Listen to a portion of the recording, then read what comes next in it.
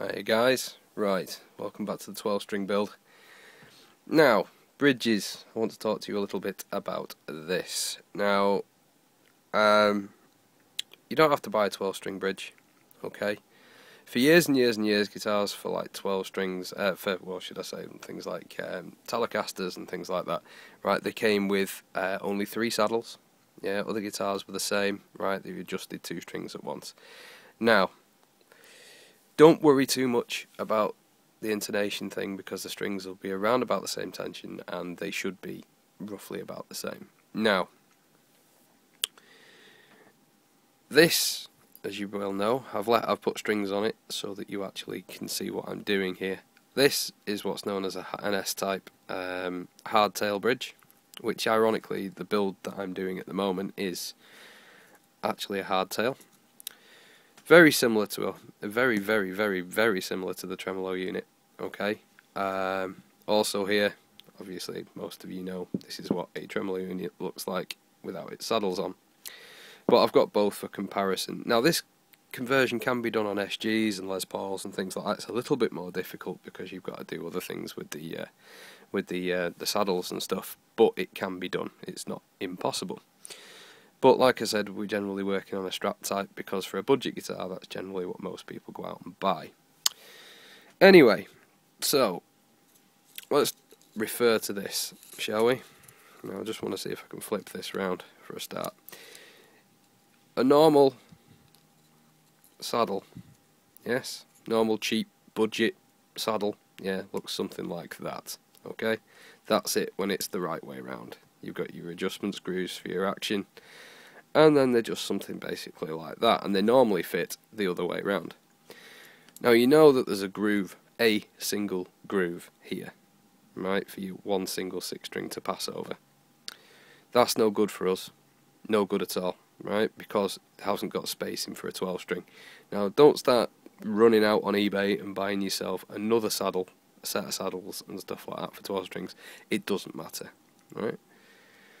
Flip it over, take your adjustment screws out with your Allen key and flip them round the other way.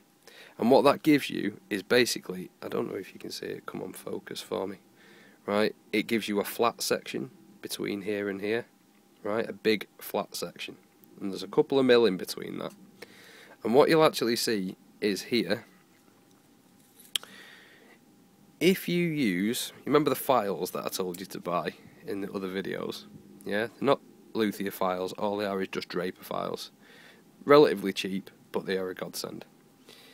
All you need here, you don't need to start hacking away. You can use a small hacksaw blade if you want to, it's up to you. But you do need a small groove just to set these strings in so that they don't move.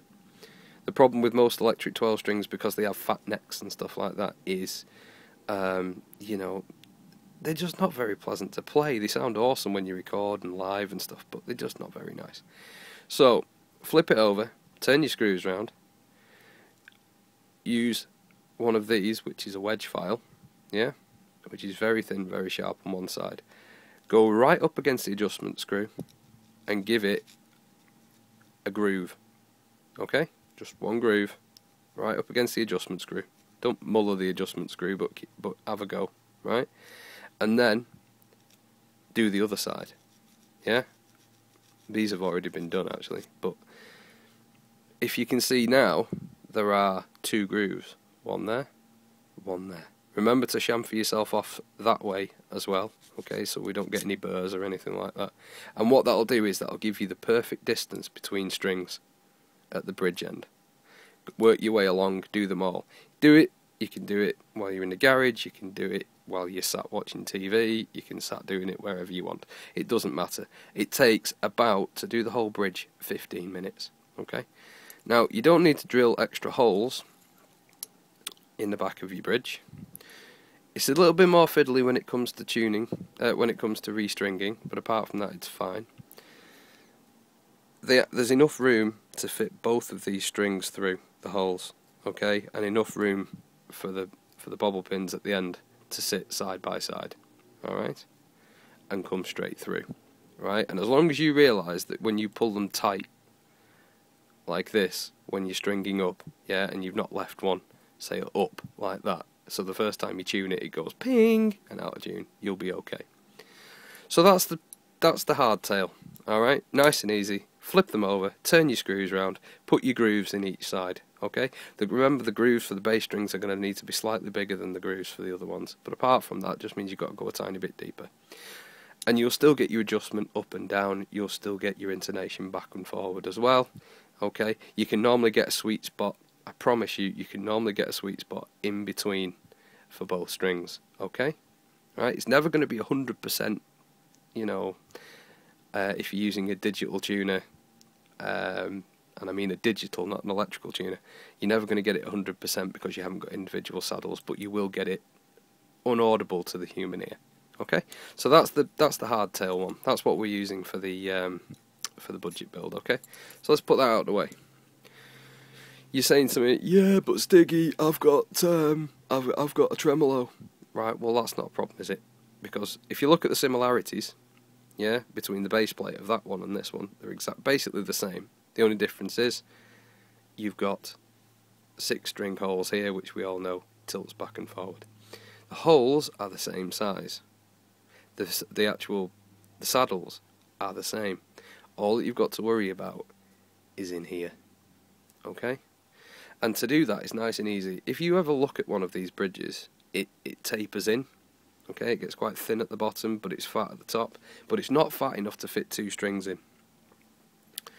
So it means the electric drill again. And basically, look at where your taper is. Normally you see where this line is here? Yeah? Well, that's where the taper starts getting really small for the strings to go through. Okay? So if you put a piece of tape or a depth gauge, if you've got one, and go, I'd say an extra millimetre. It's like, if you see that there, there's enough room for that to go in. You're not compromising any strength or anything around here, because these cast bridges are quite good. You don't need to go all the way through, because if you go all the way through, the strings are going to fall out. They're going to pull out the other side. So you just want to go to roughly where the line is. Okay?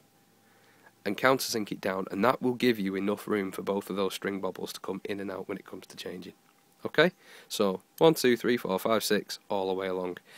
One thing to note though, if you're doing this on a tremolo style bridge, please, please, please remember to buy extra springs.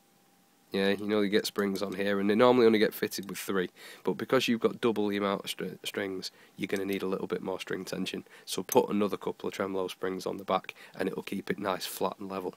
And you should still have your tremolo function as well. Okay, so get on with that. Next video we're going to be looking, well, I don't actually know, because I'm not really shooting these in order, to be fair, as you can see, because the last video was green and this one's, we're back to the pink again, my lovely pink girly blanket. Alright guys, so look after yourselves, get on with that, or any questions, hit subscribe, send me a message, told you I'm a nice guy, and I'll try and get back to you as best I can.